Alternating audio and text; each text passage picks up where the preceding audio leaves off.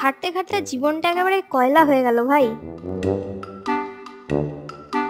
আরে ভাই, সকাল নেই রাত নেই, কোথায় কার শরবত খেতে গিয়ে একটু গড়িয়ে পড়লো আর যাও চেটে চেটে সব বাসায় আনো আর উগলাও। কোথায় একটা আরশোলা মরলো, গিয়ে তার বডি পিস পিস করে বাসায় আনো। তাও যদি একটু ভালো মন্দ খেতে পেতাম, খেতে দেবে তো সেই গঙ্গা ফড়িংয়ের ঠ্যাং আর বেকারি বিস্কুটের গুঁড়ো, ওই খেয়ে মরলাম।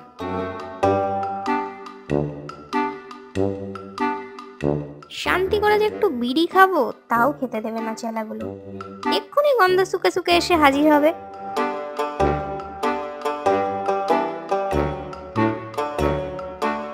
ওই দেখ ভাই, চলে এসেছে, পালাই।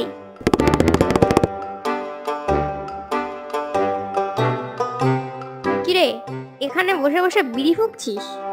ওদিকে চিনির বস্তা লোড করতে হবে, কে করবে? তোর বাপ। যাচ্ছি যাচ্ছি, না করলে কি করবে? হ্যাঁ, বের করে দেবো বাসা থেকে, 2 মিনিটও টিকবি না বাইরে, সব পাড়িয়ে দিয়ে চলে যাবে।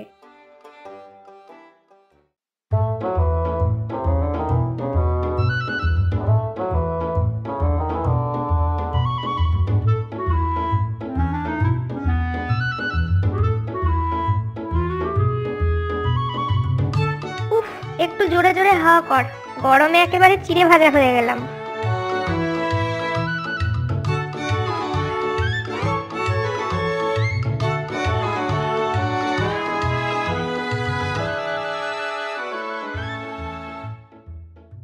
কি হবে এত চিনি মধু লোড করে? সব তোই রানীর ভেটে যাবে। রাত দিন ভালো ভালো খাচ্ছে আর ডিম পাচ্ছে। পপুলেশনটা কোথায় গিয়ে ঠেকেছে কোনো খেয়াল আছে? বাড়তে বাড়তে যত ভাঙা পাঁচিল আর ফাঁক ফুকর ছিল সব তো ভরিয়ে ফেলেছে। প্রেস্টিজ বলে আর কিছু থাকলো না।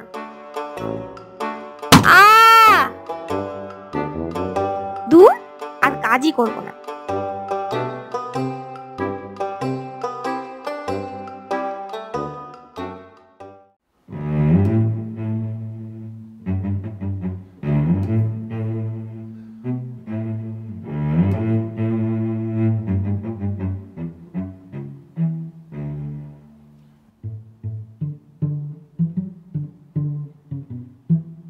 ওই তো একটা ডেও পিঁপড়ের বাচ্চা, যাই ভুলিয়ে ভালিয়ে ওটাকে গর্তে ঢোকাই।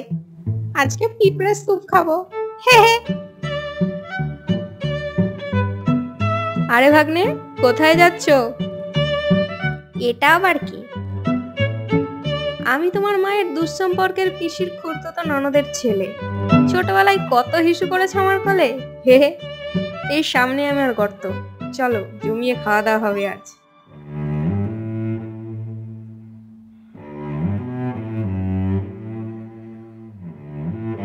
আরে মামা, ওটা আবার কি? ওটা তোমার চচ্চড়ি রান্নার ব্যবস্থা ভাগ্নে। মানে? এসব আছে আমার পেটে,